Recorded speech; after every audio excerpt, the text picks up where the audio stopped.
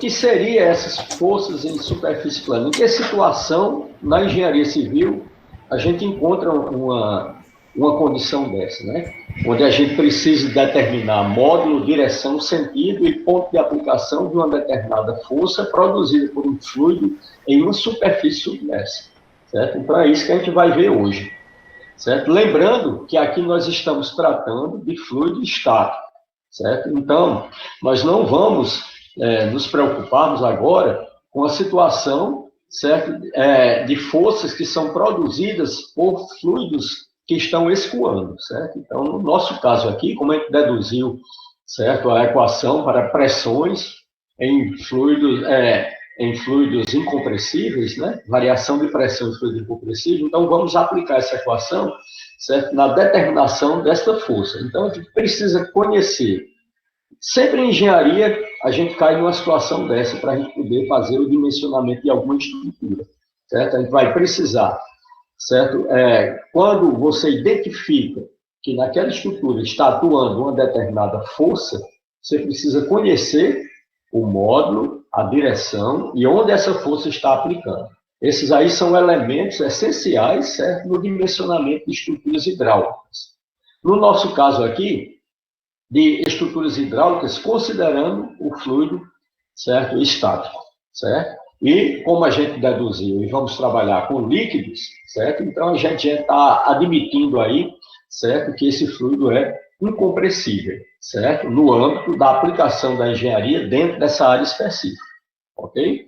Então aqui nós temos um exemplo, certo, de superfície plana submersa, que são as comportas, certo? Então aqui nós temos uma comporta mecânica, onde você gira aqui, certo, esse dispositivo, certo? E essa comporta abre e fecha. Para que é que funciona uma comporta dessa? Uma comporta dessa funciona para você, certo, controlar o fluxo em canal. Então, se sua comporta está totalmente fechada, não está havendo fluxo, certo? Então, a água está acumulada a montante, certo? E a jusante, nós não temos água, certo? Porque a comporta está fechada e o fluxo não está passando, certo? Então, vamos trabalhar numa situação desse tipo. Quando a gente for estudar as leis de conservação e a equação de Bernoulli, a gente vai abrir uma comporta, certo? E vamos calcular vazão e tudo. Mas hoje, como a gente vai estudar força hidrostática sobre superfície submersa, nós vamos considerar a comporta fechada, certo? E aí o fluido está acumulado, o líquido está acumulado a montante dessa comporta, certo? Então essas comportas, pessoal, elas são muito utilizadas para controle de vazão, certo? De liberação de água, certo? Para diferentes usos, né? Então, por exemplo, a água que é liberada do Castanhão, certo? Que vai pelo canal em direção à Fortaleza, por exemplo, certo? Então, esse canal é cheio de comportas, onde essas comportas, certo? O órgão gestor dos recursos hídricos tem como fazer o controle de vazão, abrindo e fechando essas comportas, certo? Então, ao longo do percurso deste canal, certo? A água não vai ser utilizada só por Fortaleza, ela tem vários usos ao longo do percurso. E esses usos têm que ser controlados, ok? Para poder saber direitinho qual é a vazão que tem que ser liberada para os diferentes usos ajusantes do reservatório, no caso do Castanhão, no caso do Oroz, e no caso de uma série de outros reservatórios, certo? Aqui no Ceará, ok? Então, a comporta é exatamente essa estrutura, certo? Que você consegue abrir, fechar, e você pode controlar o fluxo. Então, nós vamos, para você dimensionar, saber, certo?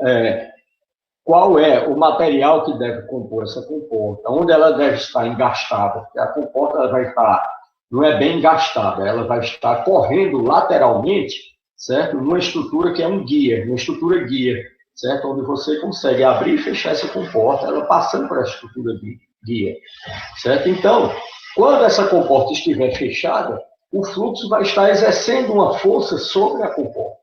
Aliás, o fluido, né? Uma força hidrostática sobre a comporta, ok? E essa comporta, ao mesmo tempo, está redistribuindo essas forças para as laterais, para as guias, certo? E a própria estrutura da comporta tem que ser com material que tenha capacidade de suportar essas forças e que não haja o rompimento da comporta. Então, para você dimensionar comportas, certo? Você precisa saber, certo? A força hidrostática que vai estar atuando nessa comporta quando ela estiver fechada. E o reservatório estiver na sua capacidade máxima de armazenamento. Ok? Então, dessa forma, você consegue determinar o módulo dessa força, sabendo qual é o módulo dessa força, você faz o dimensionamento da comporta. Ok? Então, esta metodologia que a gente vai ver hoje aqui, você não vai ver em hidráulica, certo? Você também não vai ver em saneamento. E você também não vai ver em barragens, certo? Porque a gente foca para vocês verem esse assunto aqui em mecânica dos fluidos, certo? Mas ele tem uma aplicação ampla, certo? Tanto em hidráulica, como em hidrologia, como saneamento, como em barragens, ok? Então, aí nós temos um exemplo de comporta, certo? Nós temos aqui ao lado uma foto mostrando uma comporta fechada. Você vê aqui que é a jusante da comporta, certo? Você não tem água correndo. Aqui você vê água correndo, pequenos filetes, porque essa comporta, muitas vezes, ela não está totalmente, não veda completamente, certo? Mas, de qualquer forma, essa vazão aqui é muito pequena, comparada a uma vazão que você abrir a comporta. Essa aqui está parcialmente aberta, o fluxo está passando por baixo.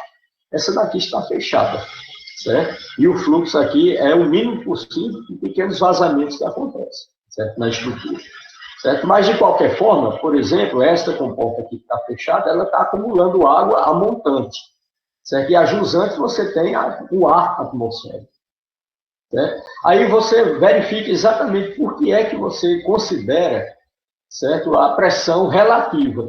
Porque se você observar, a pressão produzida por este líquido na superfície da comporta, que no caso aqui é uma superfície plana, certo? A pressão produzida aqui vai ser a pressão produzida pela coluna d'água mais a pressão atmosférica local. Enquanto que do outro lado você vai ter o quê? A pressão atmosférica local. Então, quando você tem, certo? De um lado, certo? Se você tem uma superfície livre, certo? Cuja pressão que atua na superfície livre do fluido aqui, do líquido, certo? É a pressão atmosférica, e do outro lado da superfície, da superfície plana que você está analisando, também está atuando a pressão atmosférica, isso significa o quê? Significa que você, quando for dimensionar essa estrutura aqui, você vai considerar apenas a pressão relativa, somente a pressão produzida pela coluna d'água, certo? Mais uma vez, aqui nós temos esta coluna d'água está atuando, está exercendo pressões nessa superfície plana que está fechada, certo? E essa coluna d'água aqui é estática, ok? A superfície da coluna d'água está atuando na superfície a pressão atmosférica. Logo, a pressão produzida do lado de montante, que é onde está acumulado água aqui, a pressão produzida do lado de montante é a pressão absoluta, pressão atmosférica, mais pressão produzida pela coluna d'água. Ok? Já do outro lado, de jusante, onde você não tem água, mas tem a atmosfera atuando, certo? Vai estar atuando do outro lado da comporta de jusante, certo? A pressão atmosférica, certo? Se a pressão atmosférica atua junto com a pressão produzida pela coluna d'água, a montante, e a jusante exerce a pressão atmosférica, a resultante das pressões que vão estar atuando nessa superfície plana vai ser a pressão relativa, certo? Ou seja, vai ser apenas a pressão produzida, certo, pela coluna d'água. Então, se a pressão atmosférica da superfície livre do líquido existir, no outro lado da superfície, a pressão na superfície submersa será a manométrica, ou relativa. Ok, pessoal? Do mesmo jeito, é uma tubulação sob pressão. Você tem uma tubulação sob pressão. A pressão interna vai ser absoluta. E a pressão produzida pelo líquido, que está sob pressão dentro da tubulação, mais a pressão atmosférica. Mas do lado de fora da tubulação está atuando o quê? A pressão atmosférica. Então, quando você vai dimensionar a estrutura hidráulica, que no caso aí está relacionada a essa tubulação, você vai trabalhar com a pressão relativa. Ok? Então, nesses dimensionamentos, a gente trabalha, certo, com pressões relativas. Certo, pessoal? Então, aqui eu tenho um exemplo aqui, a superfície é plana, você está vendo aqui, de montante, Tem uma superfície plana. Isso aqui é uma comporta relativamente simples. Aqui é a guia lateral, certo? Em forma de U, onde a comporta está encaixada, certo? E você consegue abrir e fechar essa comporta. Certo? Então, nós temos comportas. Aqui nós temos a parte de jusante, não é plana, né? Porque ela vai ter que ter uma certa estrutura para suportar as tensões. Então, ela geralmente tem estrutura que não é plana, a jusante. Mas a montante, a superfície vai ser plana. Ok? Então, aqui nós temos um caso de uma comporta retangular, certo? De superfície plana. E na vertical. Lembrando que essa comporta aqui, ela também pode ser uma comporta inclinada, que faz um ângulo alfa qualquer aí com a horizontal. Nesse caso aqui, é uma comporta, certo? Que faz um ângulo de 90 graus, ou seja, é uma comporta vertical. Ok? Você consegue abrir e fechar.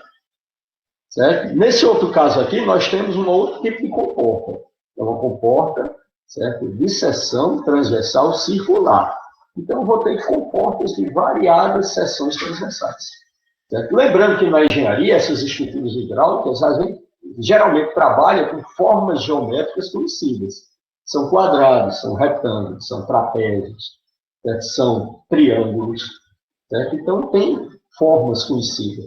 Certo? Agora, ainda bem que não entra o arquiteto, né? Porque quando entra o arquiteto, ele vai começar a querer dar uma certa visibilidade, certo? No projeto dele, e começa a dar formas geométricas diferentes. Aí você tem que recorrer, certo? A cálculos que muitas vezes complica bastante. Certo? E muitas vezes o arquiteto faz um projeto, certo? E quando o engenheiro vai dimensionar, encontra algumas dificuldades e quer fazer algumas simplificações, aí tem que se reunir com o arquiteto para poder discutir. E muitas vezes eles não são flexíveis com relação a essa discussão e eles querem manter, certo, a estrutura que foi definida, geométrica inicial, definida por eles. Certo? Mas nesses casos de obras hidráulicas, na engenharia, certo, somente o engenheiro está atuando. Certo? Então, essas estruturas, geralmente, a gente trabalha com formas geométricas conhecidas. Ok? No caso aqui, nós temos uma comporta, certo? Uma comporta circular, certo? Ela é rotulada aqui, ó. Certo? Aqui eu tenho uma rótula, ela é rotulada, ou seja, ela vai abrir e fechar essa comporta. Quando ela está com essa abertura aqui, está passando fluxo aqui, com a dada vazão, certo? E eu posso abrir mais essa comporta, inclusive chegando aqui a uma abertura de 90 graus, onde o fluxo aqui vai ser o máximo possível, certo? Mas no caso aqui, como é que vai trabalhar com força hidrostática, isso nós vamos considerar, certo? Para fins de dimensionamento de estruturas, certo? A comporta fechada, certo? Então eu quero saber, certo? Qual deve ser a resistência do material que vai compor toda a estrutura que compõe a comporta, inclusive o próprio material da comporta, certo? Os parafusos que vão ser necessários, as rótulas aqui, tudo tem que ser dimensionado para que não haja rompimento, certo? Ao lado aqui eu vou mostrar uma dica para vocês de uma comporta circular desse tipo em operação.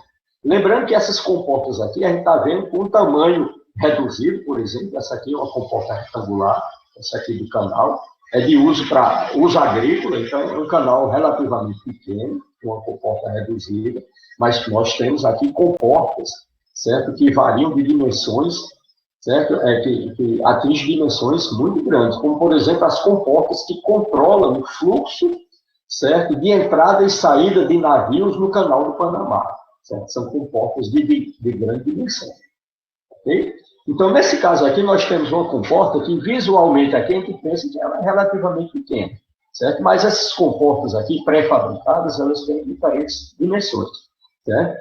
De dimensões que vão de centímetros até dimensões que vão, certo? De diâmetros que vão atingir metros. Como no exemplo aqui da Giffel. Essa Giffel aqui é uma comporta aberta, certo? Circular, certo? Com fluxo. Certo? Então, imagina aí, você observa aqui as pessoas do lado, ó, certo? Imagina aí a dimensão dessa comporta. Então, como a gente vai trabalhar com força hidrostática, nós vamos considerar essa comporta aqui fechada. Certo? Então, qual vai ser a força que o fluido vai exercer sobre essa comporta fechada?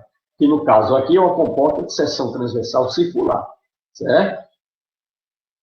Nós temos outro exemplo de comporta aqui, as barragens de gravidade. Por que é que o nome é barragem de gravidade? Porque o que vai dar estabilidade ao maciço dessa barragem, para que ela não tombe e não deslize, certo? É o peso da estrutura.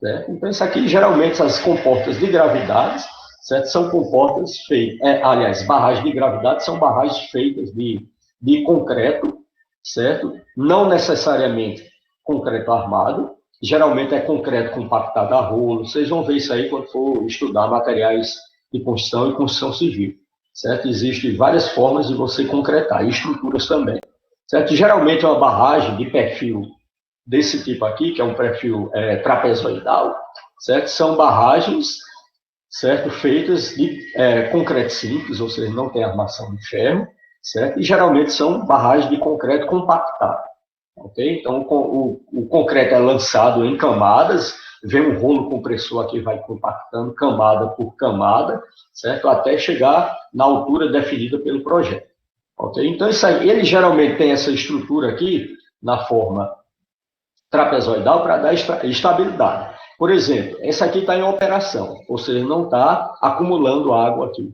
ok? Mas quando estiver acumulando água, esse lado aqui, onde tem a seta azul, é o que a gente chama de paramento de montante, certo? Isso aqui é uma superfície plana, certo? Esse outro lado aqui com a seta vermelha é o que a gente chama de paramento de jusante, certo?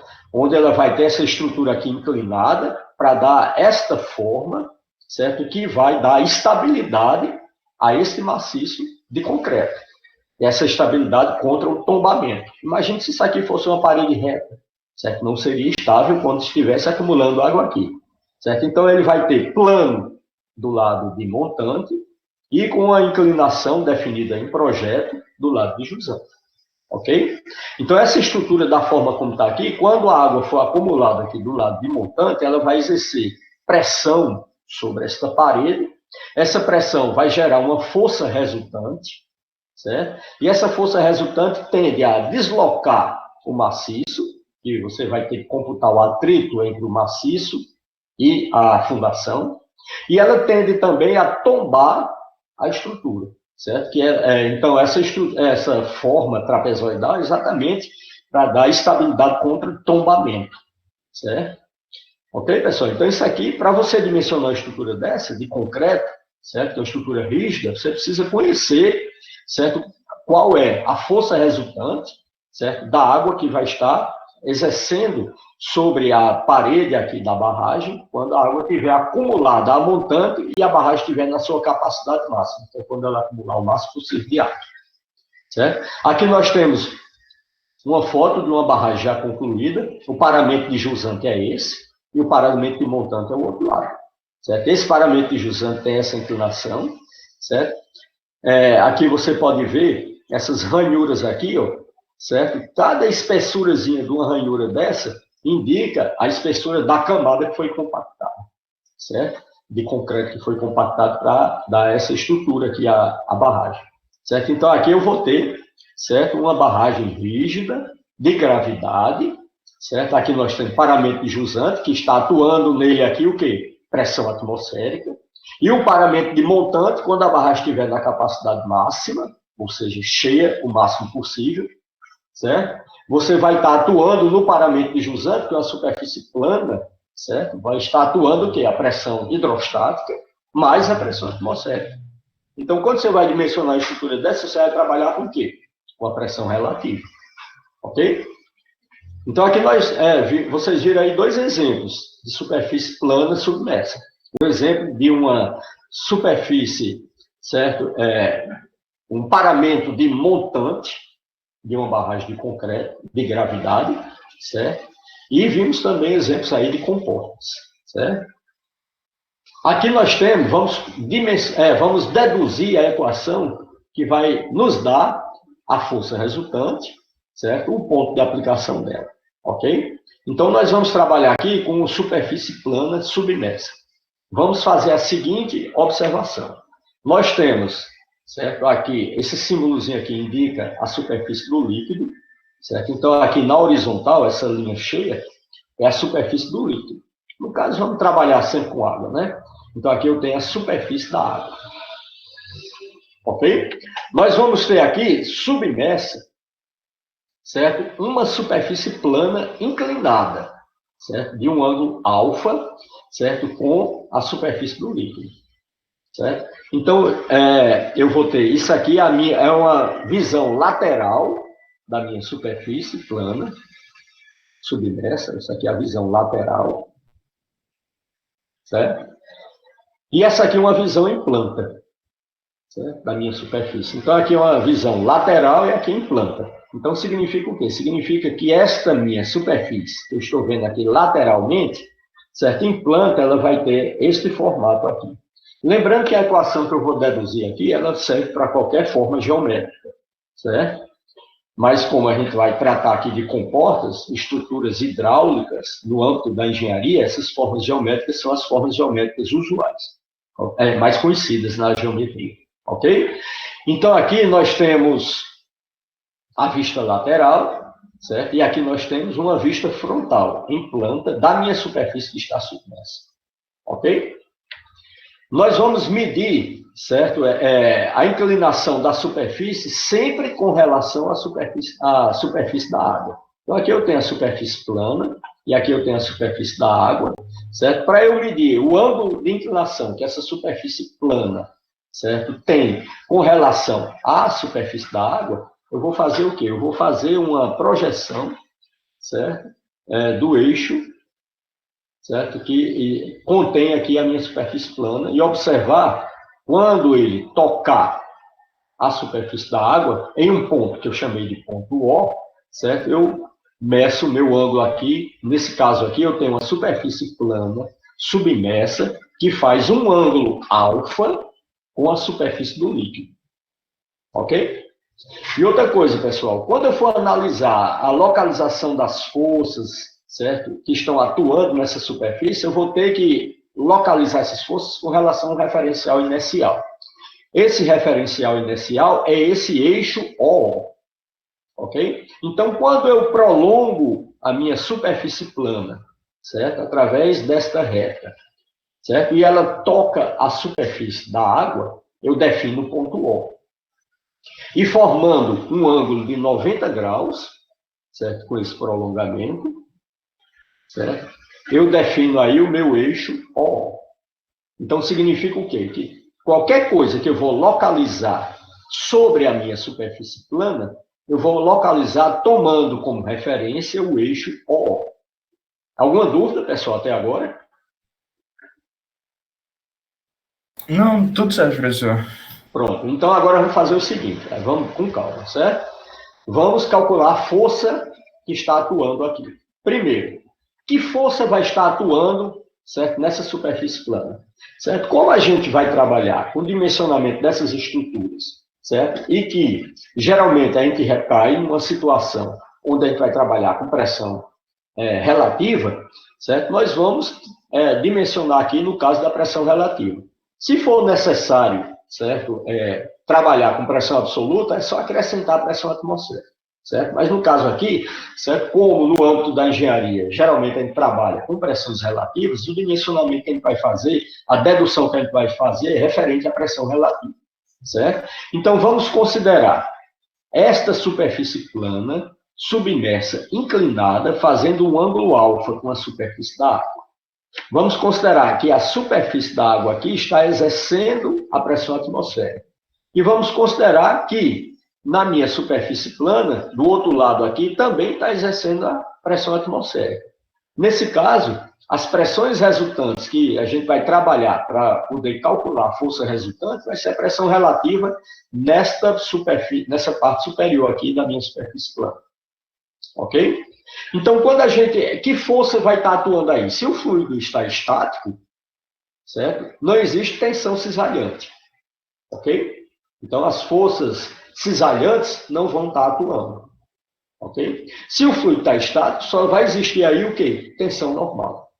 E o que é a tensão normal? É a pressão, certo? Que a gente já discutiu na aula passada, já deduzimos até a equação que a gente observa a variação de pressão com altitude. Ok? Então, no caso aí, certo? Vai estar atuando, certo? Na superfície da comporta, certo?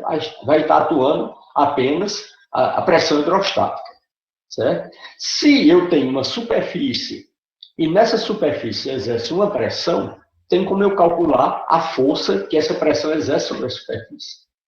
Geralmente a gente faz o quê, pessoal? Forças em superfícies, certo? Força hidrostática atuando em superfície submersa vai ser o quê? Vai ser a pressão, certo? Que o fluido está exercendo vezes a área.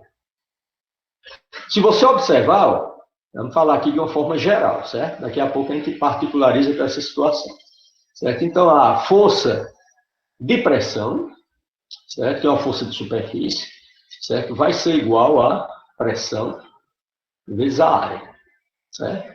Isso aqui é a força de pressão da exercendo. Se você observar o seguinte, se você observar, força é o quê? É um vetor. Vamos botar aqui a setinha aqui em cima, está até de outra cor. Então, força é um vetor. Certo? Se você relembrar aí, certo? Desde o ensino médio até para o curso básico aqui de física e para a parte introdutória aqui de mecânica dos fluidos, a pressão vai ser o quê? Um escalar. Então, se a pressão é um escalar e ela vai multiplicar por alguma coisa e o resultado desta multiplicação é um vetor, significa que eu vou tratar a área aqui como vetor.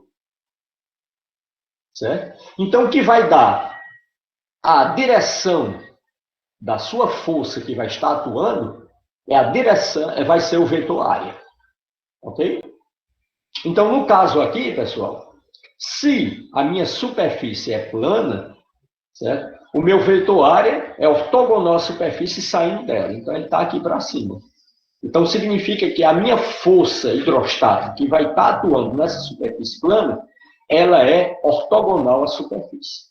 Ok? Então, a força resultante aqui é ortogonal à superfície. A pressão é um escalar e a área é que vai ser o nosso vetor, que no caso aí é a área orientada. Ok? Então, vamos fazer o seguinte, pessoal. Para eu calcular a força, certo?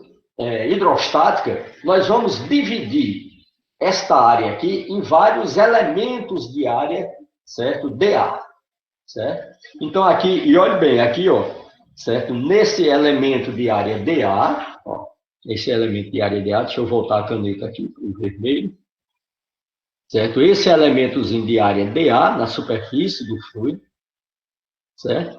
Vai estar atuando nele uma força dF, ortogonal a ele, porque o que está dando a direção desta força, certo? Vai ser, certo? O vetor área, que é ortogonal à superfície, certo? Como aqui eu tenho um escalar que multiplica a área, certo? Um vetor área, certo? Então, já que ele é escalar, ele não tem direção e sentido, certo? Ele tem um valor, mas não tem direção e sentido, que é escalar. Quem vai dar modo, direção e sentido, no caso aqui, vai ser o vetor área, certo? Então, aqui eu tenho o elemento de área dA, visto lateralmente, certo? E aqui eu tenho o elemento de área dA, visto em planta, certo? Então, aqui eu peguei o meu elementozinho de área dA, certo? Aqui é a minha superfície, vista lateralmente. Eu rebati a superfície e estou vendo ela aqui em planta, certo? Então, esse meu elementozinho de área dA é esse elemento de área dA rachurado aqui na minha superfície submersa. Então, esse elemento rachurado aqui é o elemento de área dA, certo? Se você observar, como isso aqui é uma superfície plana, certo? Todo esse elemento de área dA vai estar à mesma profundidade H, certo? Então, esse H aqui, ó, é a profundidade do meu elemento de área dA. Agora, como eu vou dividir esta minha área aqui em vários elementos de área dA, como é que eu localizo esses elementos de área dA? Através do vetor L, que é o vetor posição. E eu vou tomar como referencial inercial, para fazer essa localização, o nosso eixo OO, que foi definido anteriormente. Então, esse meu elemento de área dA está localizado a uma distância L, certo? Do meu referencial inercial OO, definido anteriormente. Ok? E como a gente já viu anteriormente, certo?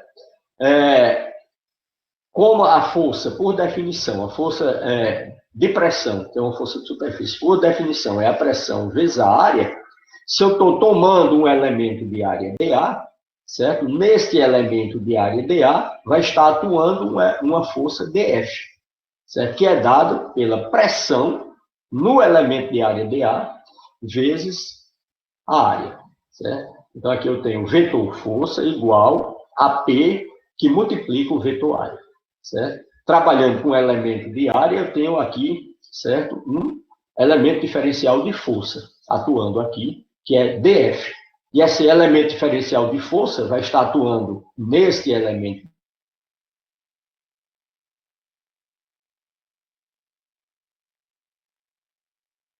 superfície plana. Então, todo esse elemento de área dA aqui vai estar à mesma profundidade. Que profundidade é? Profundidade H. E ele vai estar localizado com relação ao referencial inercial a uma distância L. Certo? Então, isso aqui é importante, pessoal. Então, aqui eu vou ter o quê? dF igual a PdA. Certo? Está aqui, ó. Se eu quiser calcular agora a minha força F, eu integro, certo? Ao longo de toda a área, certo? Então, eu vou resolver essa equação diferencial. Eu tenho que, em módulo, né? Eu já tirei a setinha. Estou mais trabalhando com a setinha, que agora eu estou trabalhando em módulo, certo? Então, em módulo, eu tenho o quê? Vamos ver aqui, ó.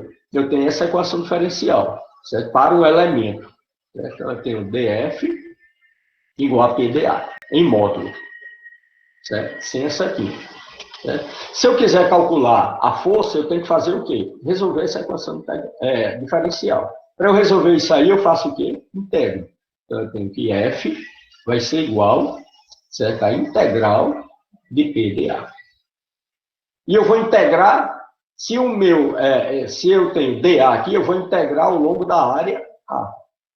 Certo? Então, aqui eu peguei a minha equação diferencial, estou resolvendo. Então, eu vou ter F igual a integral de PdA sobre a área. Então, eu vou integrar em toda a área. É como se eu fosse pegar, certo? Cada elementozinho de força, certo? Que está atuando em vários elementos de área aqui e somar tudo. Certo? Então, isso aqui é o somatório de todas as forças atuando em todos os elementos de área. Certo? Que eu fiz o quê? Eu discretizei, né, para fazer essa análise aqui em elementos diferenciais. Caiu na equação diferencial, resolve a equação diferencial resolvendo essa integral, integrando sobre a área. Certo? Então, aí eu tenho, pessoal, aí esse P aqui ele não é constante, porque para esse elemento de área vai estar a uma profundidade H. Então, esse elemento de área aqui está atuando nele o quê? Uma pressão, certo? ρgH, para esse elemento de área. Mas para um elemento de área que está na parte mais superficial, o H é menor. Para o elemento de área que vai estar na parte mais profunda, o H é o máximo.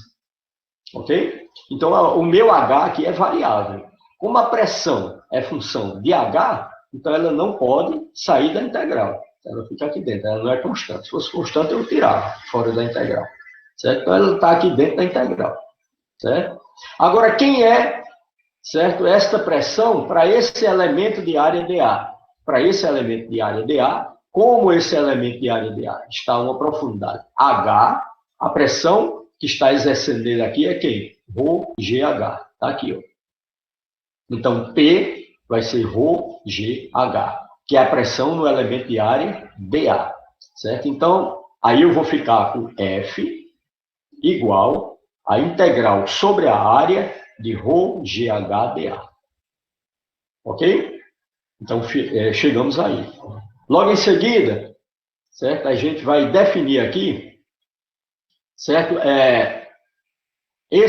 Como a gente vai fazer o cálculo, certo? Considerando todas as medidas com relação referencial inercial OO, certo? Eu vou, a partir da geometria aqui do problema, eu vou definir quem é H. Certo? Se você observar, isso aqui é um triângulo, né? Certo? Aqui eu vou ter o ângulo alfa, o cateto oposto vai ser H, certo? E a hipotenusa vai ser L, certo? Então, nesse caso aí, eu posso reescrever tirando o H, já que eu vou fazer todas as medidas com relação ao referencial inicial. Quem vai ser H? Vai ser L seno alfa, certo? E a minha equação cai aqui, ó. Rho GH, integral sobre a área de Rho GH dA, vai ser igual a integral sobre a área de Rho GL seno alfa dA. Ok? Agora sim, eu já posso observar o que é constante aqui e tirar fora da integral. O Rho é a massa específica do fluido, é constante, cai fora. G é a gravidade, é constante, cai fora. Certo? Alfa é a inclinação que a superfície plana faz com a superfície do líquido, é constante também, cai fora. Certo? Agora, L é variável. Por quê? Porque L é que está localizando o elemento de área dA. Certo? Então, esse L aqui é variável, não cai, fica fora, fica dentro da integral. Certo? Então, no final, você tem que a força resultante atuando nessa superfície plana vai ser igual a Rho G seno alfa, que multiplica a integral sobre a área de LdA. Certo? E a gente chamou isso aqui de equação 1. Vamos avançar um pouco mais, que a gente quer saber uma equação prática, porque eu posso resolver o problema, certo? A partir da definição. O que é a definição? É resolver essa integral. Mas fica um pouco complexa. Eu até cobrava isso logo no início, quando o curso de engenharia começou, mas eu vi a dificuldade dos alunos. Certo? Aí fica livre para quem quiser aplicar a definição para calcular a força. Mas você pode calcular a força em superfície plana aplicando a equação que a gente vai chegar nela depois, quando a gente finalizar essa dedução. Ok? Então, pessoal, aqui eu tenho essa situação que a gente chamou de equação 1. Certo? E o que é esse integral sobre a área de LdA? Certo? O que é L? L, certo? É a localização do elemento de área dA com relação referencial inicial OO. Certo?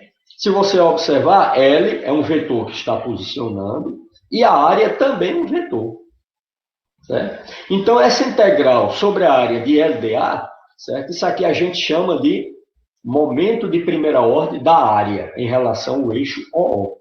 É um momento, é um cálculo de momento. Vocês estão muito acostumados a trabalhar com momento de força. Isso aqui é o que a gente chama de momento de área. Certo? Então, integral sobre a área, certo? De LdA é o que a gente chama de momento de primeira ordem da área em relação ao eixo OO. Já que eu estou fazendo todas as medidas com relação a ele. Ok? Esse é o momento de primeira ordem da área. Certo? Então, a partir daí, a gente chega numa definição, que eu creio que vocês já tenham visto isso aqui lá em mecânica, certo? Que é a definição de centroide, certo? Então, o centroide, certo, é exatamente um centro geométrico de uma figura, certo? De uma dada figura. Cuidado para não confundir centroide com centro de gravidade ou centro de massa, certo, pessoal? Centroide, certo? Ele é exatamente o centro geométrico de uma dada figura, certo? Então, o triângulo tem um centroide, o círculo tem um centroide que corresponde exatamente ao círculo, a circunferência, aliás, tem um centroide que corresponde exatamente ao centro, não é isso? O trapézio tem um centroide, certo? Um quadrado tem um centroide, o retângulo tem um centroide. Então, cada figura geométrica tem um centroide. Agora, o que é o centro de gravidade? O centro de gravidade está relacionado, ou centro de massa, vamos falar de centro de massa. O centro de massa está associado ao que? O tipo de material que é constituído, certo? A sua superfície que você está analisando. Vamos supor que a sua superfície seja uma superfície feita de um material homogêneo, certo? Constituído de um mesmo metal. Certo? Então, o centro de massa vai coincidir com o centroide, certo? Já que a massa é uniformemente distribuída na sua superfície. Certo? Então, o centro de massa coincide com o centroide, que é uma medida geométrica, é isso? Enquanto o centro de massa está muito relacionado, certo, às características, certo, do material que constitui a sua superfície. Agora, vamos supor que eu tenho uma superfície feita de dois materiais, metade dela feita de chumbo, metade dela feita de alumínio. O centroide corresponde exatamente ao centro geométrico dela, mas o centro de massa vai ficar ligeiramente deslocado, certo? Para a parte da estrutura que possui, certo? A maior massa específica, que no caso seria, certo? O chumbo, ok? Então, para não confundir, certo? Centroide, que é uma medida geométrica, certo? Com centro de massa ou centro de gravidade, ok? Então, centroide é uma medida, certo? Geométrica de uma figura, certo?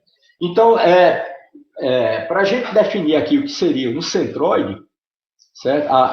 Da definição de centroide, aliás, aqui eu tenho uma figura geométrica, certo? Aqui eu tenho o centroide da minha figura geométrica, certo? A localização do centroide com relação referencial inercial de observação, a localização do meu centroide, da definição de centroide vem dessa expressão, certo? Que é dado pela integral sobre a área de LDA, que isso aqui é nada mais, nada menos do que o momento de primeira ordem da área, certo? Dividido pela integral, certo? Integral sobre a área de DA, certo? Então, daqui você tira dessa expressão, que é da definição de centroide, da posição do centroide, certo? Daqui você tira que a integral sobre a área de LDA, que é o momento de primeira ordem de área, certo? Vai ser igual à localização do centroide, certo? Que multiplica a integral sobre a área de DA. Onde essa integral sobre a área de DA é a própria área, né? Isso aqui é a própria área. Ok? Então, dessa forma, a gente chega à seguinte conclusão, certo? Que, certo? A integral, deixa eu só botar aqui, integral sobre a área de LDA vai ser igual a LCA, lá da definição do centroide. Localização do centroide com relação referencial inercial, certo? Então, aqui eu tenho a localização do centroide, que no caso aqui é LC, ó, o referencial inercial está aqui, o meu centroide está aqui, é o centro desta figura geométrica, certo? E o meu centroide ó, vai estar localizado com relação referencial inercial, certo? Uma posição LC, a distância LC.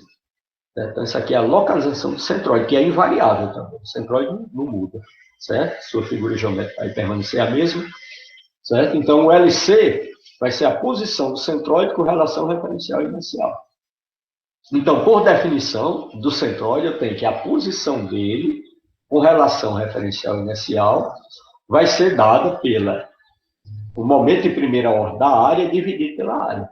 Onde o momento de primeira ordem da área, que a gente já viu anteriormente, ó, vai ser integral sobre a área de LDA. Ok? Dividido pela área, que é integral sobre a área de DA. Certo? Então, daqui você tira que é integral, e o momento de primeira ordem da área, né, integral sobre a área de LDA, vai ser igual a LC que multiplica a área.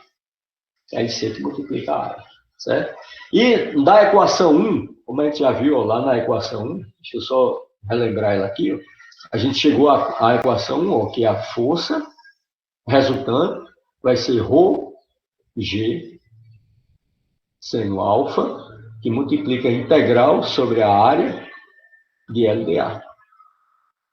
A gente já viu aqui, ó, da definição do centroide, que a integral sobre a área de LDA vai ser quem? Vai ser LCA. Vai ser a posição do centroide com relação ao referencial inercial vezes a área. Certo? Isso aqui vai ser o momento de primeira ordem da área. Né? Então, a minha equação agora fica essa aqui. Ó. F vai ser igual a ρg seno alfa, que multiplica LCA. LCA.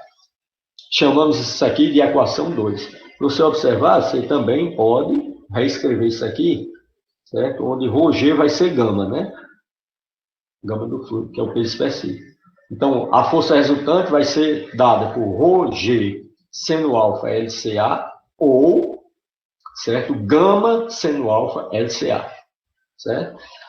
E na prática a gente vai eu posso reescrever isso aqui, pessoal, também. O que é LC seno alfa? Se LC, certo? É essa distância aqui, ó, do centroide com relação ao referencial inercial, certo? E ele também faz um ângulo alfa, certo? Com a superfície do fluido, o meu LC também faz um ângulo alfa com a superfície do fluido. Então, eu posso definir uma nova profundidade aqui, que vai ser o quê? A profundidade do centroide, que é o meu HC. Então, se, certo, a minha expressão diz que ρg seno alfa LC, então quem vai ser seno alfa LC? Seno alfa LC é nada mais, nada menos do que HC, tirando da geometria do problema. Certo?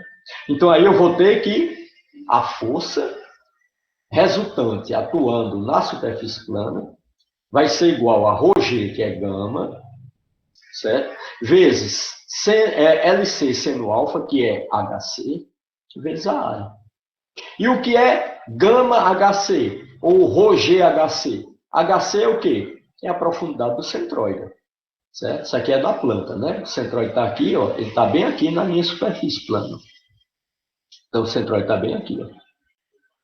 Certo? E esse centroide está a uma profundidade, ó, HC. Se eu tenho ρ que multiplica G, que multiplica HC, eu estou definindo aí o que a gente chama de pressão no centroide. Então, para eu calcular a força resultante atuando numa superfície plana submersa, basta eu identificar o centroide da superfície plana submersa, calcular a pressão no centroide dessa superfície plana submersa e multiplicar pela área da superfície. Certo? Então, primeiro, para a gente calcular a força atuando aí, a resultante, eu, utilizando essa equação que a gente deduziu, basta eu localizar o centroide, calcular a pressão do centroide e multiplicar pela área da superfície. Simples assim. Ok? Mas quem quiser resolver também usando a definição, aí tem que resolver essa integral, certo? Até chegar no resultado final, que dá a mesma coisa. Certo? Então, essa equação aí, pessoal, é a equação geral, né, que é aplicada a qualquer superfície submersa. Ok? Superfície plana submersa. Então, a força resultante, certo, vai ser dada pela pressão do centroide vezes a área. Certo? Então, o centroide vai estar bem aqui. Aí eu pergunto a vocês, se o centroide está aqui e ele é o centro geométrico desta figura, certo? É correto afirmar que a força resultante que eu calculei através dessa expressão, ela vai estar atuando no centroide da figura? A resposta é não. Por quê? Porque a minha superfície está inclinada, com ângulo alfa com relação à superfície do fluido. Significa o quê? Que para elementos de área, certo? Na parte superior da minha superfície plana, certo? Eu vou ter pressão menor, certo? Elementos de área na outra extremidade mais profunda da minha superfície plana, eu vou ter a pressão maior. Então, aqui eu vou estar atuando uma pressão maior, aqui eu vou estar atuando uma pressão menor, certo? E essa pressão aqui está variando, certo? Na superfície plana de forma linear, certo? Ela está aumentando. Ela vai aumentando de uma mínima mais próxima da superfície até uma máxima mais profunda. Isso aí faz com que a minha força resultante se desloque para abaixo do centroide, certo? Aí eu pergunto, qual é a situação onde essa força resultante está atuando exatamente no centroide? Quando essa minha superfície plana aqui for horizontal. Por quê? Porque a minha pressão que vai estar atuando na minha superfície plana horizontal é a mesma em toda a superfície, certo? Então, a força resultante, certo, vai estar atuando exatamente no centroide.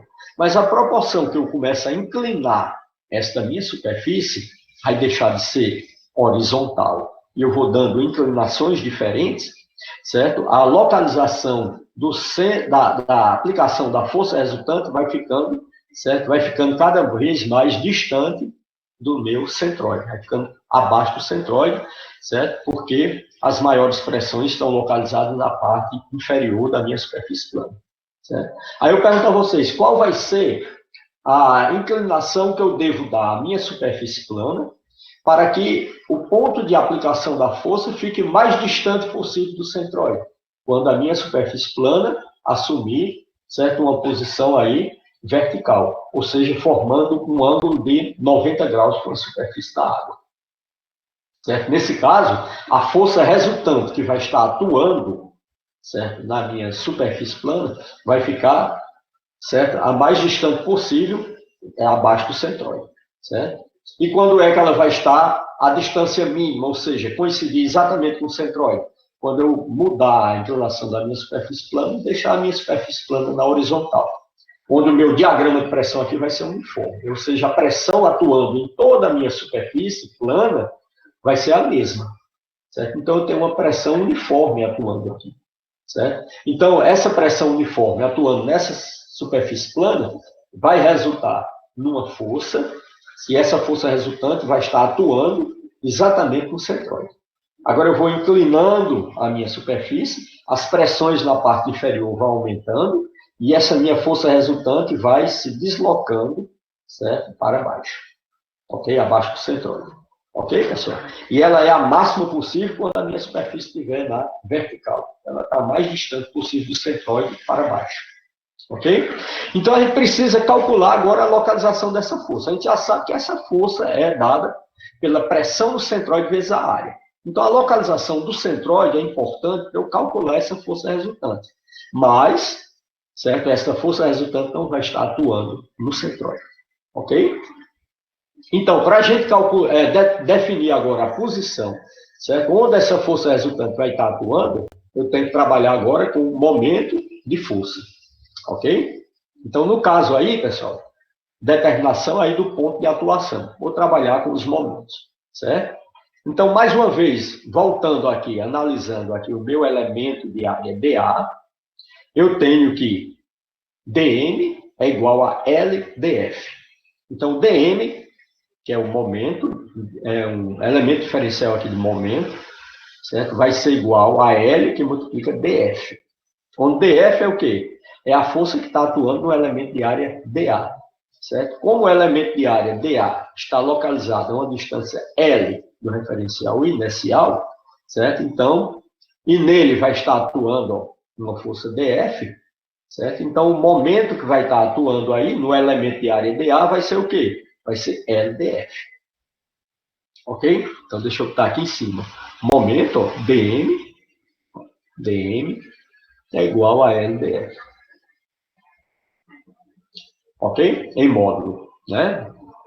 Então, aí, pessoal, como é que a gente faz aqui? Então, eu posso dizer que, como eu já sei que df, ó, da equação 1, vamos lá, deixa eu reescrever aqui a equação 1 para vocês. A equação 1, a gente chegou nesse caso aqui, ó, que a força resultante é igual a ρg, que a gente vai chamar aqui de gama, certo? Gama seno alfa, ó, seno alfa, que multiplica a integral sobre a área de LdA, certo? De LdA.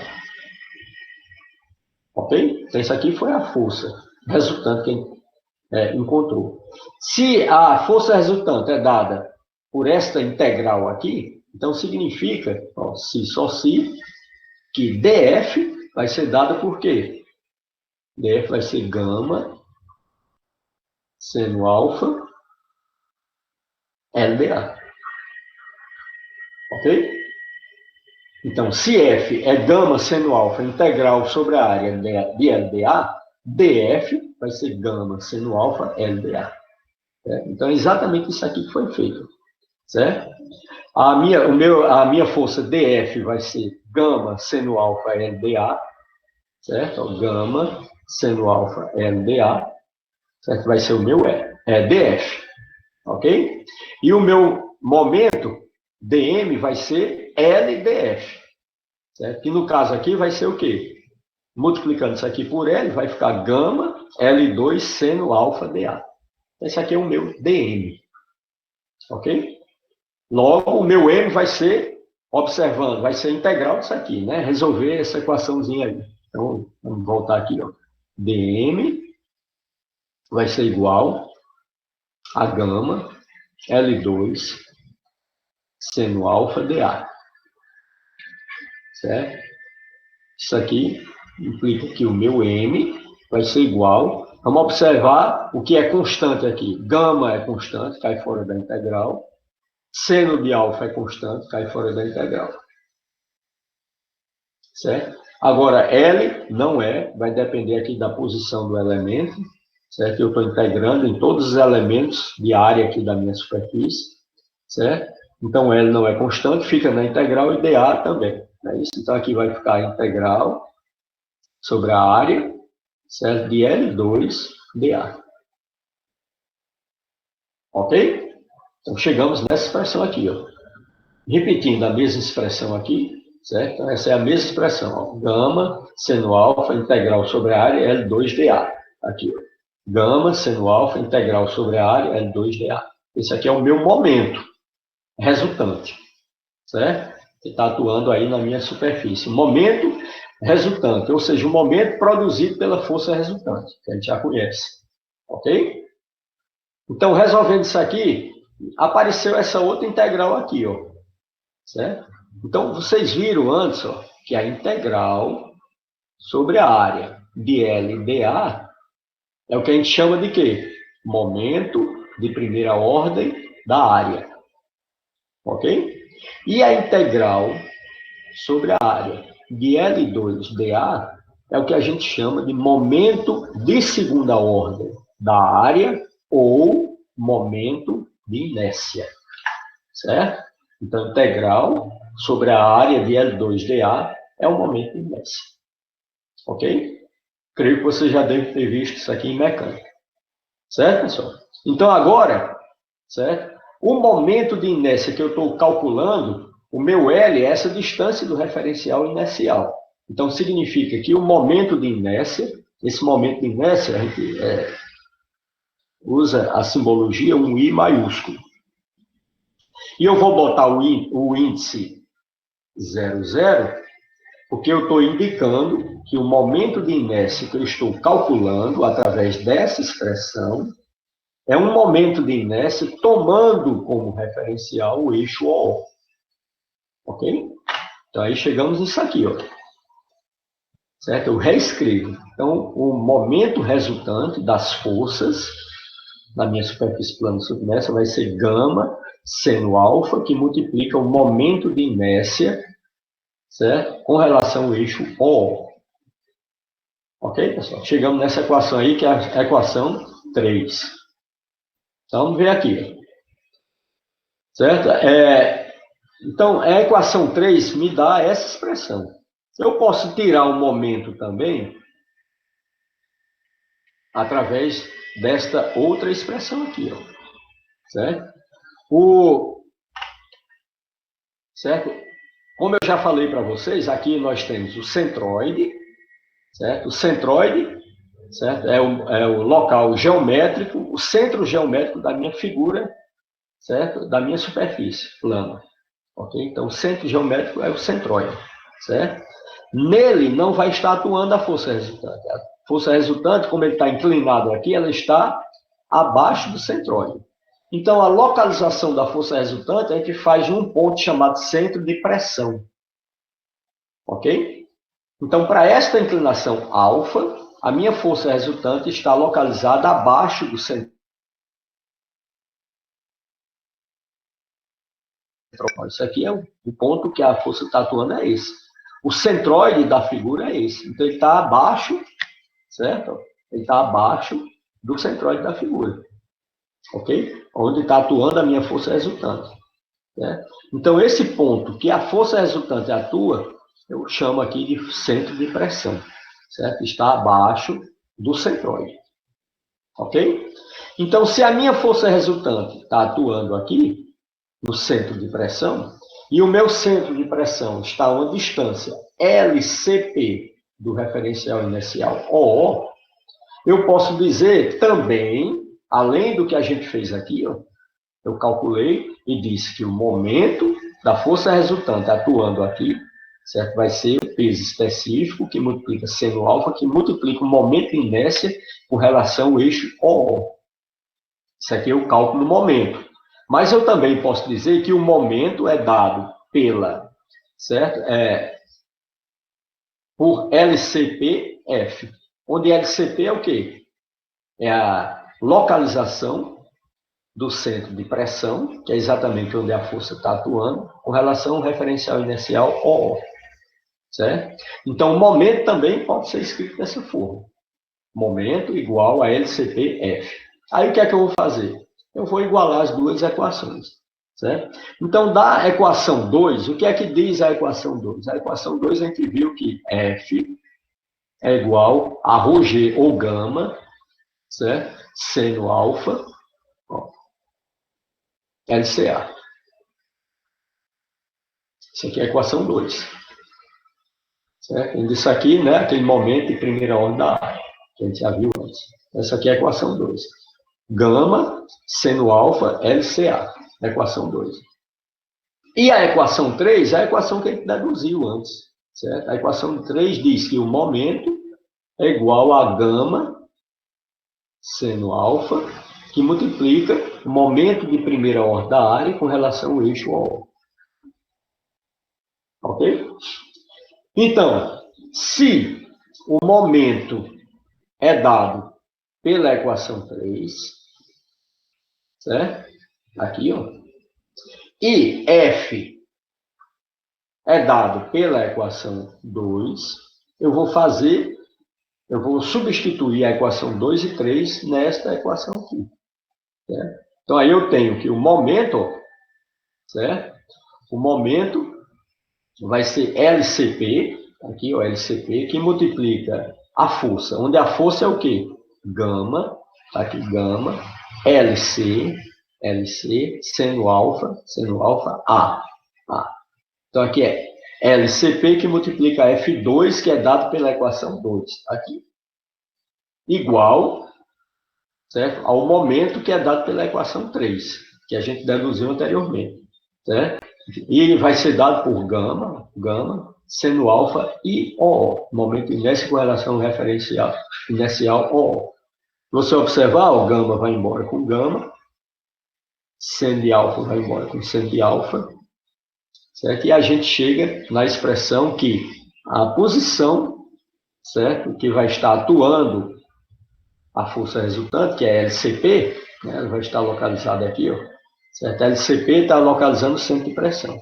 LCP vai ser igual a momento de inércia com relação ao referencial inercial OO, dividido por LCA, onde LC é a posição do centroide, certo? E A é a área, certo, da superfície plana submersa. Ok, pessoal? Então, chamamos isso aqui de equação 4. Agora, pessoal, tem uma situação específica aí que tem que ser avaliada.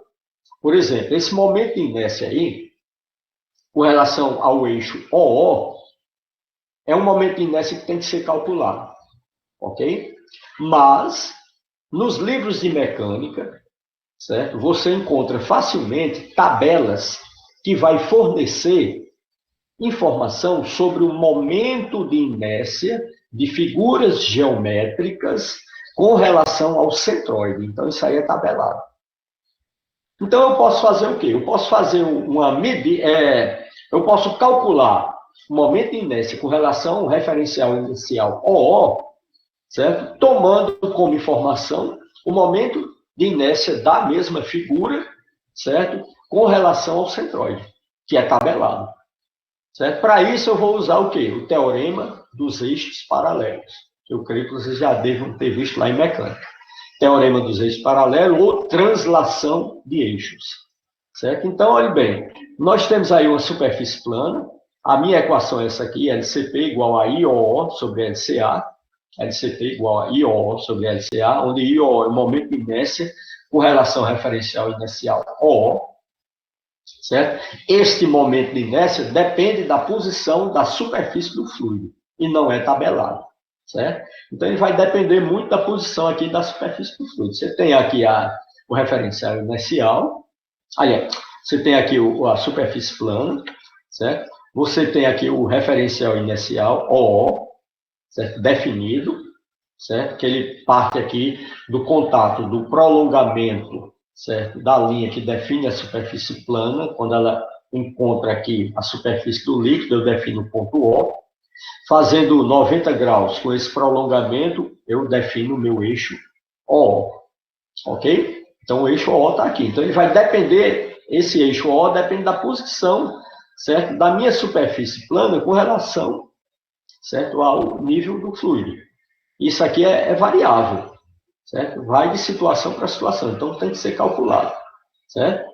Então, o momento de inércia com relação ao eixo, ao referencial inercial OO, ele depende da posição da superfície do fluido e não é tabelado, certo? Vai depender de cada situação que você está analisando, certo? Agora, a gente conhece e é tabelado o momento de inércia com relação ao centróide, que eu vou chamar aí de I índice C.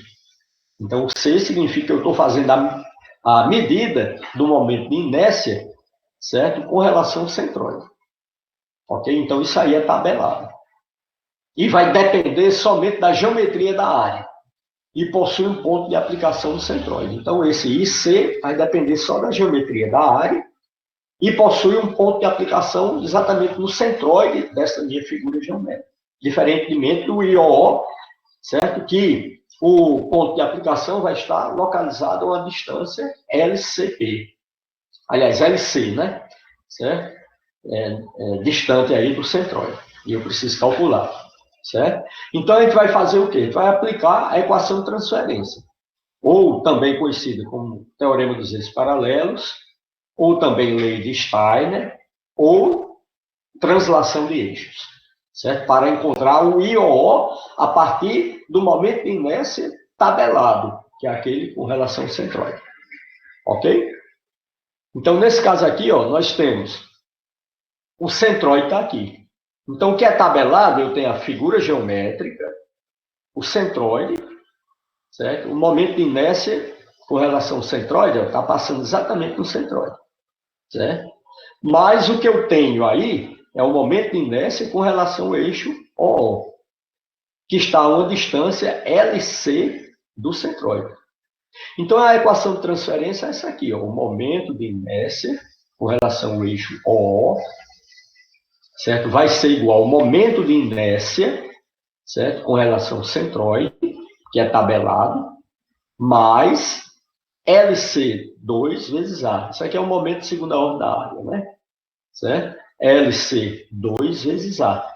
Certo? Onde LC é a posição do centróide com relação ao referencial inercial e A vai ser a área da minha superfície plana. Então, eu vou aplicar isso aqui na equação, certo? Então, a equação que a gente definiu anteriormente é essa aqui. LCP é igual a IOO sobre LCA, onde IOO vai ser calculado a partir da equação de transferência, onde IOO vai ser quem? Vai ser IC mais LC ao quadrado dessa área, certo? Então, aí a gente fica com isso aqui, ó. Deixa eu só fazer aqui, passo a passo. LCP vai ser igual a IOO. Quem é IOO? É IC mais LC2 vezes área sobre LCA. Certo? Então, aqui vai ficar, quando eu substituir, certo? Aqui, certo? Então, o LCP vai ser dado por IC sobre LCA, ó, mais LC simplifica com LC, fica LC, e A vai embora com A, certo? Então, vai ficar IC sobre LCA mais LC, certo? Ok, pessoal? Então, o LCP vai... IC é conhecido, certo? Que é tabelado, depende só da geometria aqui da minha superfície plana, certo? A área da minha superfície plana. LC também é conhecido, que você definiu o referencial inercial, sabe qual é a posição do centróide, facilmente você calcula LC, certo? Então, LC é conhecido. Ok, pessoal? E daqui eu posso tirar o quê? Se LC, essa distância do centro de pressão até o referencial inercial OO, LC, e LCP, né? E LC é a distância do referencial inercial, certo? Até o centróide. Se eu fizer LCP menos LC, eu estou calculando a distância entre o centróide e o centro de pressão. Com isso aqui, ó, quando eu calculo LCP menos LC, eu estou definindo, certo? A que distância o centro de pressão se encontra abaixo do centroide. Ok? Então, quando eu calculo ó, LCP menos LC, eu estou definindo aqui a que distância, certo? Ele se encontra abaixo do centroide. Lembrando que, certo? Nesse caso, o LCP, certo? Para uma mesma área, certo? Se ele tem a mesma área, ele vai ter o mesmo momento de inércia com relação ao centroide dessa área, certo? Então, o que eu posso variar nessa superfície aqui é a profundidade dela, certo? Definindo a profundidades diferentes, eu vou ter o quê? LCs diferentes. Ou seja, quanto maior o LC para a mesma área, que consequentemente vai ter o mesmo momento de inércia com relação ao centroide, quanto maior o LC, certo? Menor o LCP. Então, mesmo tendo uma superfície plana submersa muito profunda, certo? A tendência, certo, é essa distância aqui se igualar, certo? Já que LC, isso aqui, ó, para a mesma superfície plana submersa, isso aqui é constante. Para a mesma superfície plana submersa, isso aqui é constante. Certo? E se eu tenho uma dada superfície plana submersa bem próxima à superfície, certo? Eu vou ter um LC pequeno, certo? Então essa distância vai ser grande. E se eu mantiver a mesma inclinação e fazer essa superfície ficar mais profunda, esse meu LC aqui vai crescer, certo? Esse LC aqui crescendo significa o quê? Significa que essa distância aqui tende a ficar cada vez menor, ok? E se ela tende a ficar cada vez menor para grandes profundidades, certo? Eu vou ter o LCP igual a LC, mesmo a superfície sendo inclinada, certo? Alguma dúvida, pessoal? Aí? Então, aqui, ó, as pressões são maiores na região mais baixa, deslocando a força para baixo, certo? Então, se a minha superfície plana é inclinada, certo? Significa que as pressões nas regiões mais baixas da minha superfície plana são maiores. E a minha força resultante vai ficar deslocada abaixo do centroide. Então, o centroide é usado para o cálculo da força resultante, certo? Mas a localização da força não é o centroide, é o centro de pressão. E vai existir uma situação onde o centro de pressão coincide com o centroide. Quando eu tenho um LC muito grande, certo? Ou quando a minha superfície plana aqui for horizontal, certo? Aí o CP coincide com o C. Ou seja, o centro de pressão, que é onde a força está sendo aplicada, a resultante, né? Ela vai coincidir com o centroide nessas duas situações. Ok, pessoal? Então,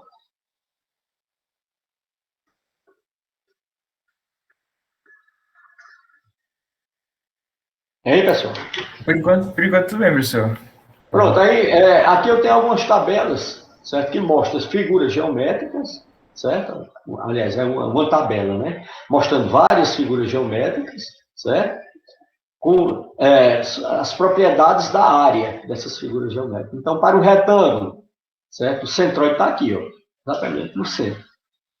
É o centro geométrico aí da minha figura. Então, o centroide está aqui. Certo? No retângulo, no quadrado, na prática a gente define o centroide. Se eu passo uma reta aqui, ó, passo uma reta aqui, onde elas cruzam exatamente o centroide. É o centro geométrico aí da minha figura. Então, aqui é o centroide. Certo? Então, sabendo que isso aqui é um retângulo de altura H, certo? E base B, altura H e base B, certo? A área do retângulo vai ser BH, não é isso? A área do retângulo BH.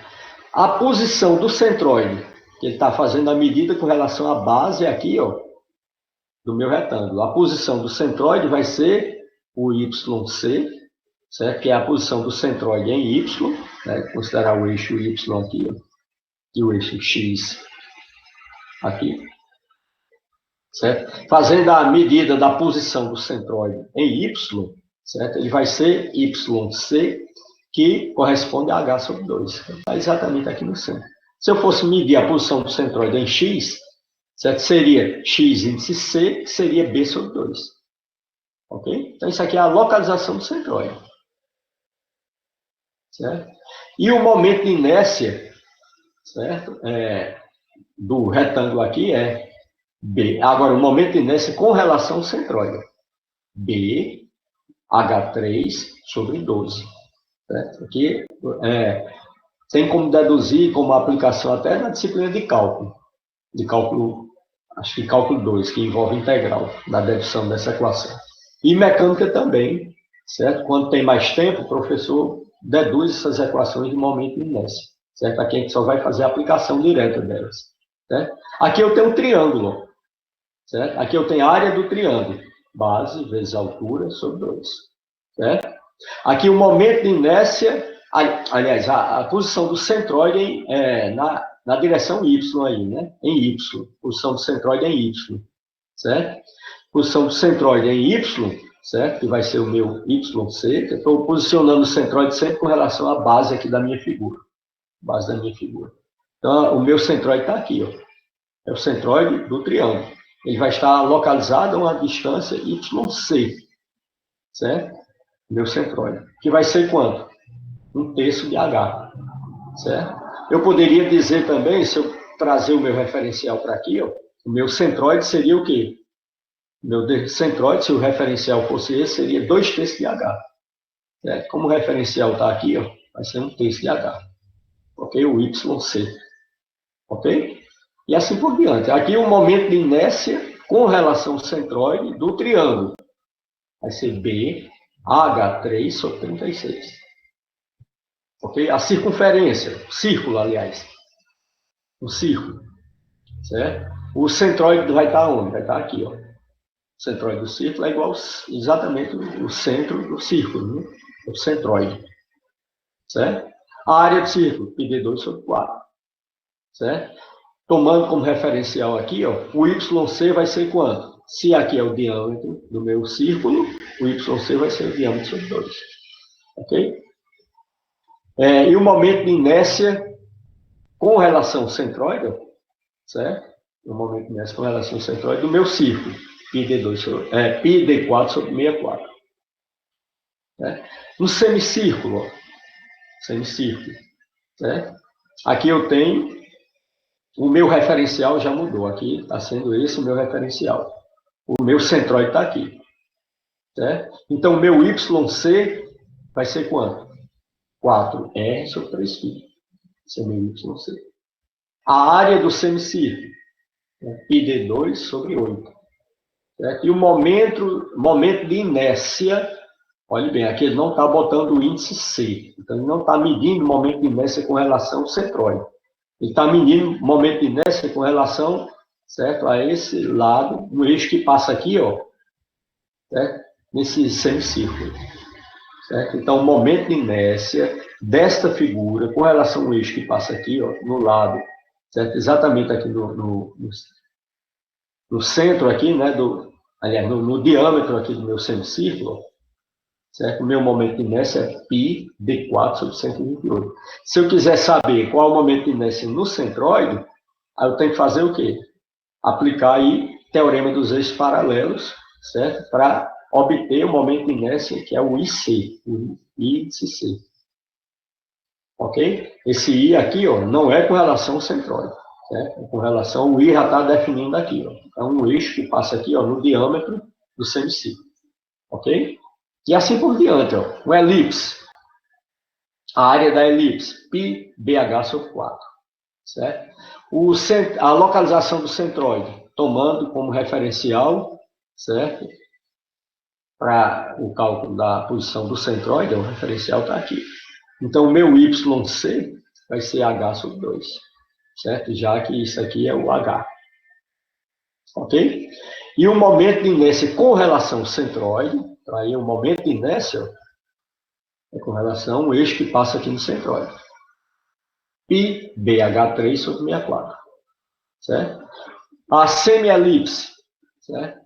No caso aqui, ó, a área da semielipse vai ser πbh sobre 4. Certo? Tomando como referencial isso aqui para a posição do centroide. Aliás, o referencial é isso aqui, né? posição do centroide. O meu YC, certo? Localizando o centroide. O meu YC vai ser 4H sobre 3π. Ok? E o momento de inércia, com relação ao eixo que passa aqui, ó, vai ser isso aqui. Π BH3 sobre 16. Se eu quiser saber qual o momento de inércia com o eixo que passa no centroide, né? Aí eu faço o quê? Aplico o teorema dos eixos paralelos. Nesse caso aqui específico. Ok? Semiparábola. Certo? Do mesmo jeito aqui. Ó. Certo? Tomando aqui a área da semiparábola. Tomando, certo? Aqui eu tenho a posição do centroide com relação a x e y. Certo? Tomando como referencial, certo? Esse lado aqui da parábola, essa distância x do centroide, certo? Vai ser 3b sobre 8. Certo? Tomando como referencial, certo? Esse lado, esse eixo aqui, ó, tomando como referencial, certo? O y do centroide, ó, vai ser 3h sobre 5. O x do centroide é 3b sobre 8, já que b é essa medida, certo? E y do centroide é 3h sobre 5, já que h é essa medida. Então, você tem tabelado, certo? Momento de inércia não é com relação ao centroide, certo? Momento de inércia, quando é com relação ao centroide, ele bota o índicezinho C aqui, certo? É com relação, aqui ele já está botando, o I está aqui. Então, o eixo para o cálculo do momento de inércia está aqui, ó. Certo? Então, o momento de inércia para uma semiparábola de um eixo, certo? Para esse eixo aqui vai ser 2BH3 sobre 7.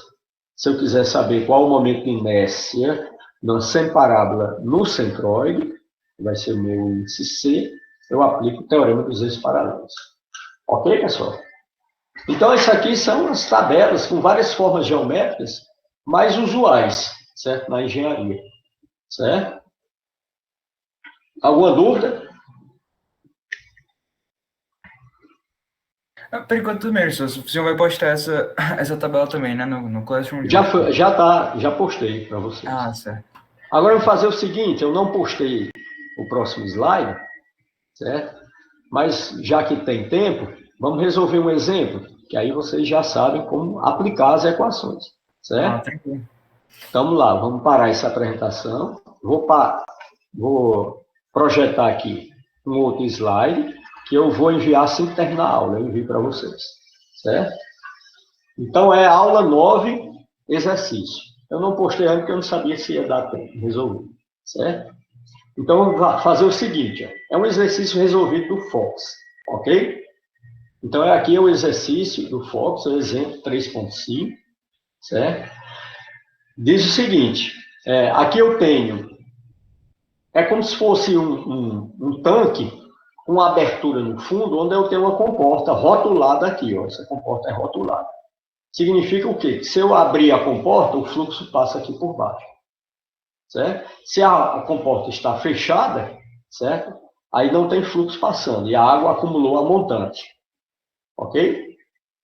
É como se eu tivesse aí uma caixa d'água com um furo na lateral.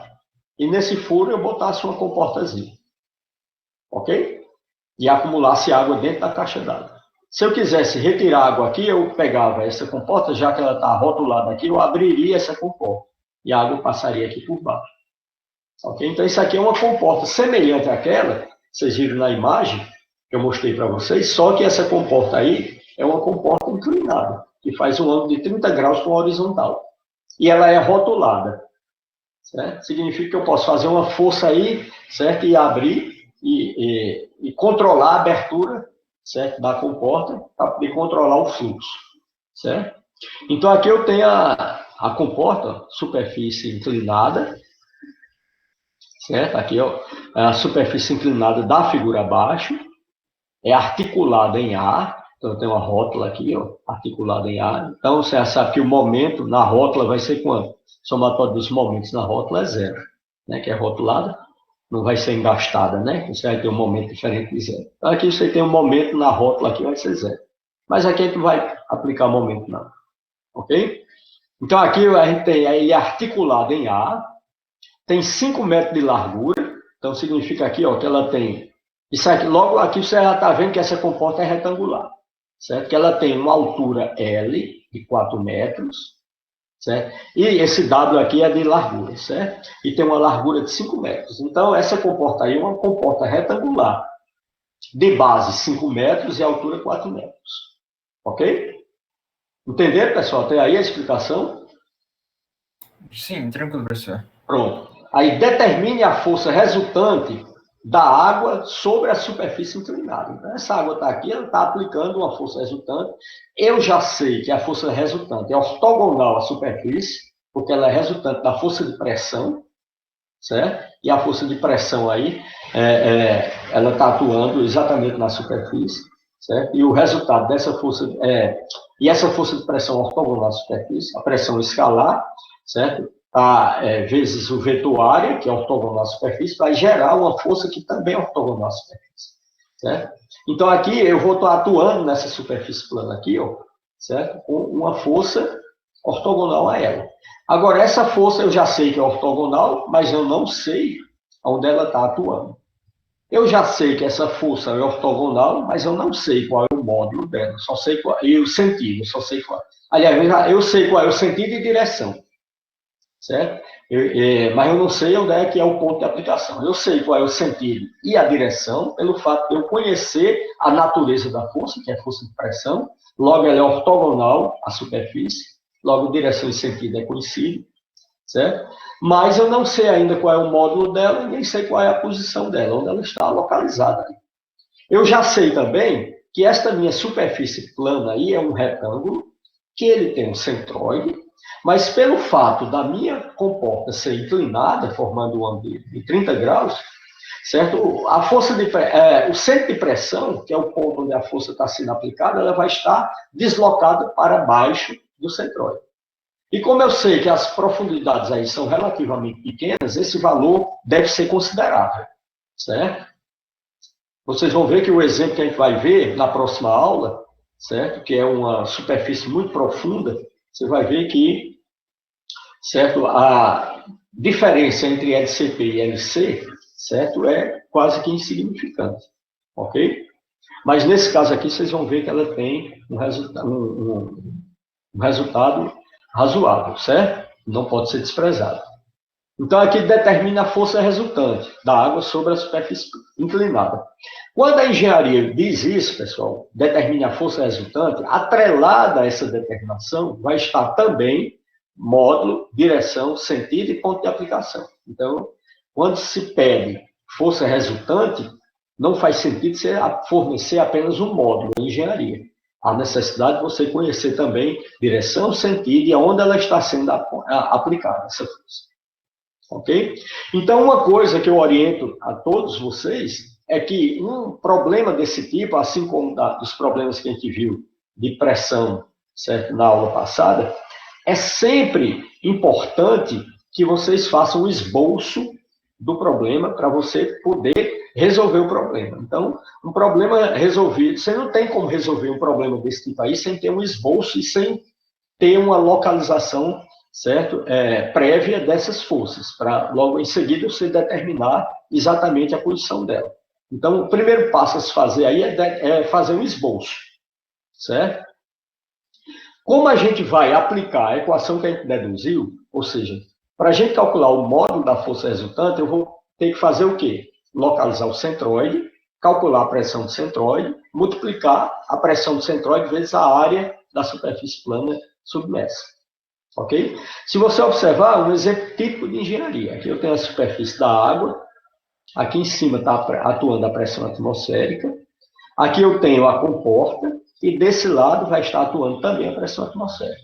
Isso significa que a pressão que eu vou utilizar para o cálculo, certo, dessa força resultante é a pressão relativa. Ok? Então, pessoal, eu tenho no caso, certo? Primeiro, eu vou aplicar a equação que foi deduzida. Como eu mostrei para vocês anteriormente, certo? Quando a gente vai aplicar uma equação, a gente tem que saber qual foi a metodologia adotada na dedução da equação para a gente trazer essas informações aqui para a solução do problema. Primeiro, a gente considerou o quê, pessoal, lá? considerou que a localização da força e de qualquer outro ponto sobre a superfície plana, ela vai ser feita com relação a um referencial inercial. Certo? E a gente viu qual foi o critério adotado para traçar esse referencial inercial, que a gente chamou de OO. Então, a gente vai utilizar a mesma coisa aqui. Certo? Primeiro, observe que você tem a superfície plana inclinada aqui. Ó. Certo? Então, para eu traçar o meu referencial inercial, eu vou ter que fazer o quê? Eu vou prolongar aqui, ó, uma reta, passando, certo?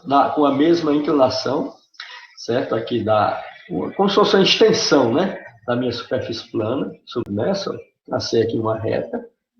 E prolonguei, já que a água não está passando aqui, eu passo outra reta, ó, prolongando a superfície da água. Onde as duas se encontrarem, eu defino meu ponto O. Ok?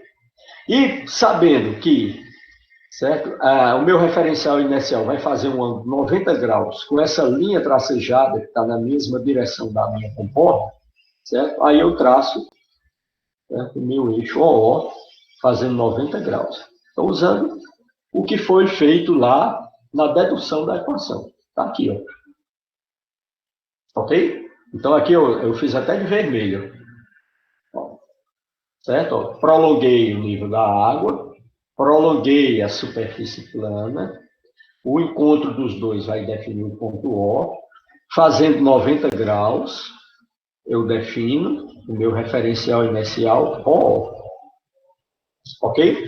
Aqui é uma superfície plana, retangular, porque ele tem L igual a 4, e entrando ou saindo da tela do computador com 5 metros, então é um retângulo, o centroide vai estar exatamente no centro aqui, certo? E esse centroide vai estar localizado a uma posição LC, com relação ao referencial inercial OO, e vai estar também localizado a uma profundidade HC, ó, com relação ao nível da água.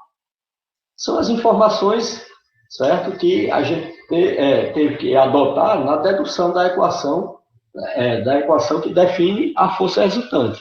A gente definiu antes que a força resultante vai ser igual à pressão do centroide vezes o quê? A área da superfície plana submersa. Então, facilmente aí a gente calcula, que eu tenho elementos aqui, ó, na figura, na geometria do problema, eu tenho elementos para eu calcular a profundidade. Porque quem é PC? Pressão do centroide. O que é a pressão do centroide? É o gama do fluido, ou ρg, que multiplica a profundidade do centroide, vezes a área. Certo? Então, quem vai ser essa profundidade do centroide? Eu tenho elementos para isso. Já que eu sei que esta parede, certo, do meu recipiente aqui, a parte submersa dela, certo? Tem D igual a 2 metros, ó, certo? E eu sei também que essa minha comporta aqui, ó, tem comprimento de 4 metros, o meu centroide está exatamente no centro, por tratar-se de um retângulo, certo? E esse aqui faz um ângulo de 30 graus com a horizontal, certo? Então, daí eu tenho como calcular HC. Facilmente sai, sem necessidade de cálculo integral. Lembrando que você pode partir daquele princípio, considerar elementos de área aqui, certo? E integrar, certo? Usando a definição para chegar na força resultante. Mas eu não aconselho, certo? A não ser que vocês façam bastante exercício e estejam bastante prático no uso dessa metodologia, certo? Porque geralmente o pessoal se confunde na definição dos limites de integração. Aí eu aconselho sempre utilizar a equação como foi deduzida, que pelos elementos do enunciado você já tira as informações necessárias para o cálculo da força resultante. Ok? Então aqui, ó, eu já sei, certo, que esta profundidade aqui é D, ok? E para eu conhecer HC, eu preciso saber essa outra profundidade aqui, ó. Certo? Se, certo, esse lado todinho da minha comporta é L, e essa minha comporta é retangular, o centroide está no centro. Então, essa distânciazinha aqui vai ser quanto? Ó? L sobre 2. Se esse ângulo aqui é alfa, esse também é alfa. Então, eu calculo, certo, esse cateto oposto aqui. Esse cateto oposto somado com esse D vai ser o meu HC. Ok? Então aí eu tenho, ó, força resultante, a pressão centroide vezes a área, que é ρg ou gama, né? Que multiplica HC vezes A, chamamos de equação 1. Ok? Chamamos aí de equação 1.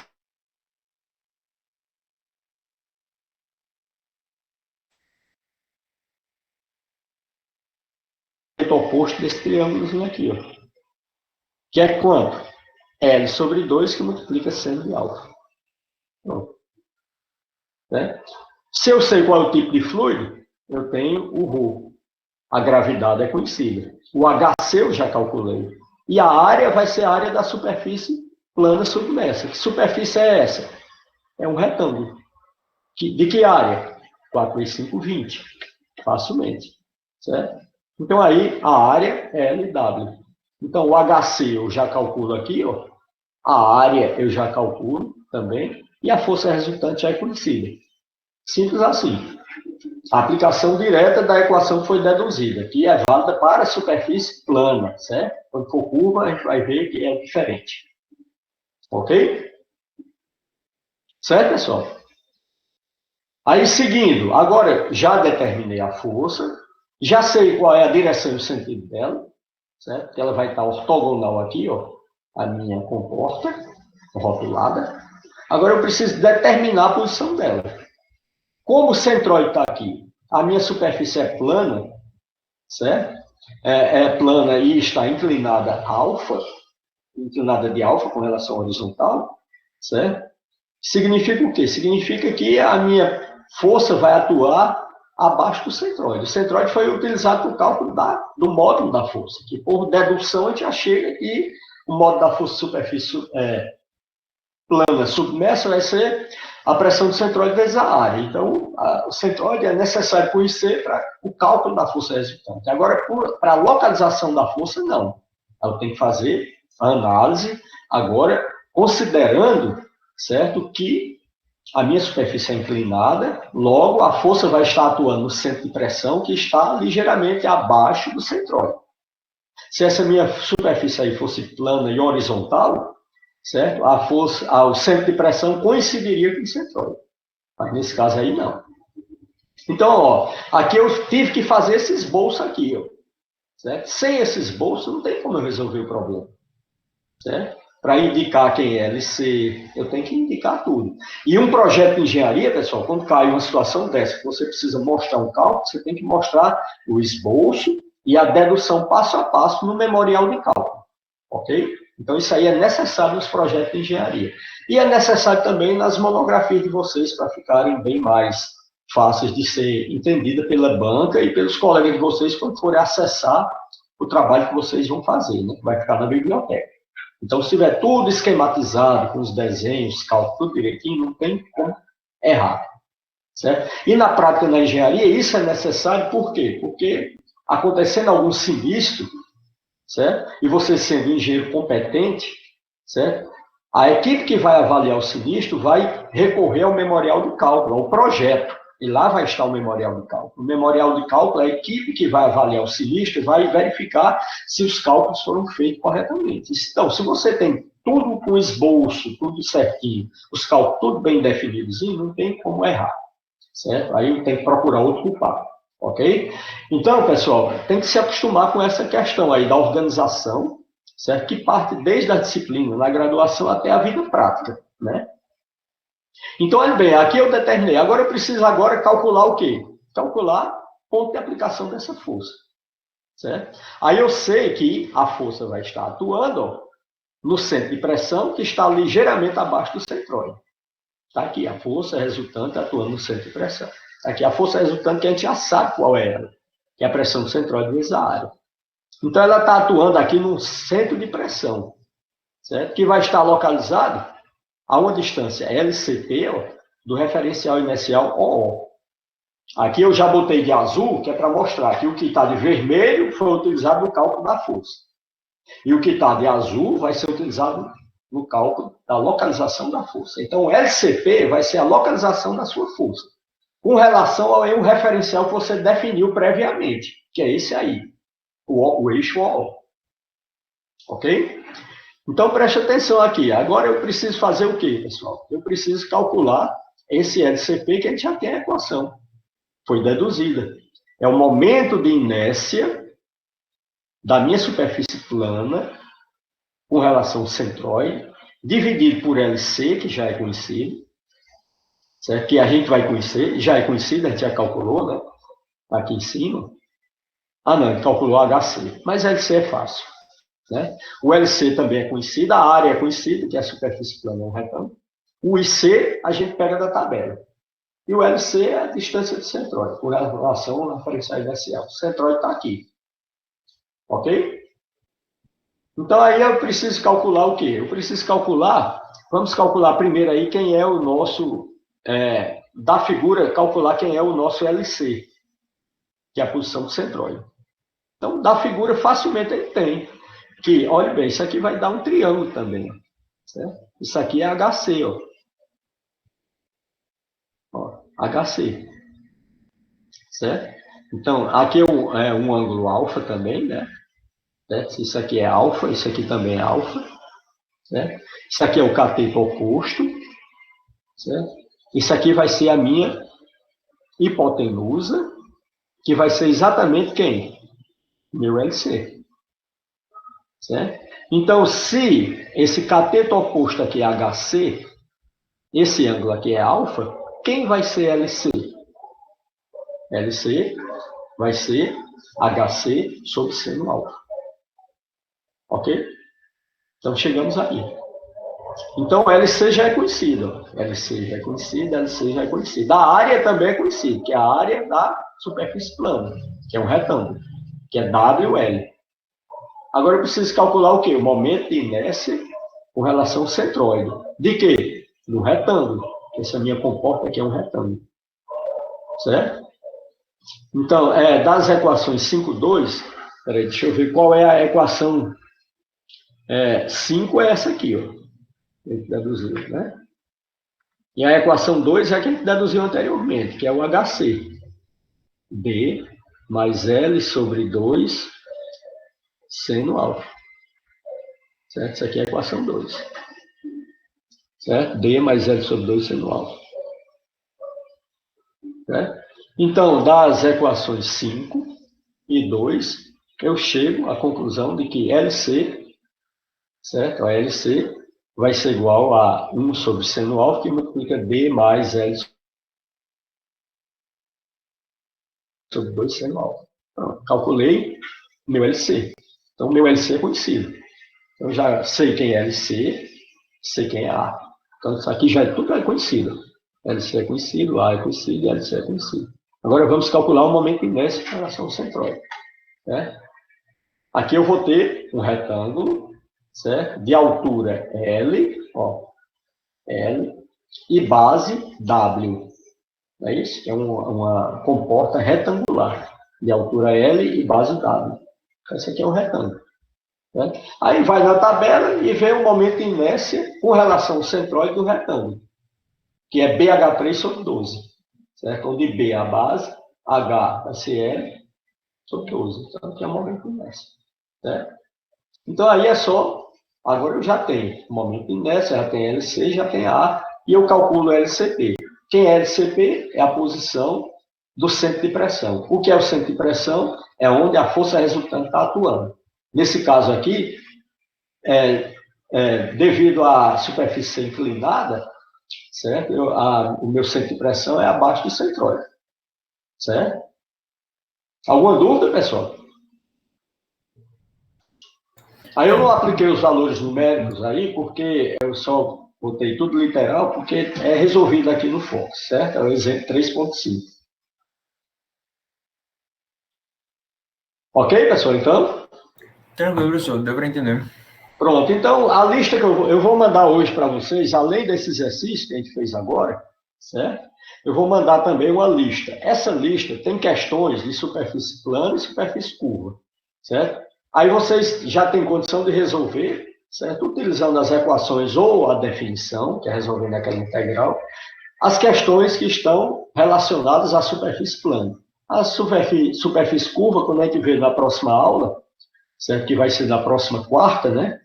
Aí vocês resolvem, certo? A de superfície curva, certo? Aí na próxima quarta a gente vê aí, a gente discute aí quando vai ser a melhor data aí para, certo? Para avaliação de vocês, ok?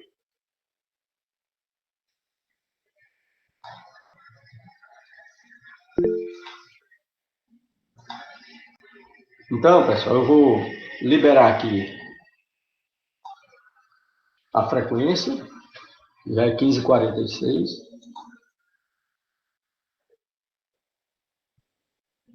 Deixa eu ver aqui. Frequência da aula de Mecânica do Sul do dia 10. É essa mesmo.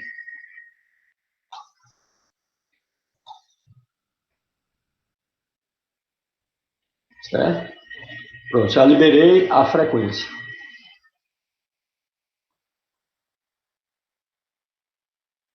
Ei, professor, qual era o nome mesmo do site que o senhor tinha dito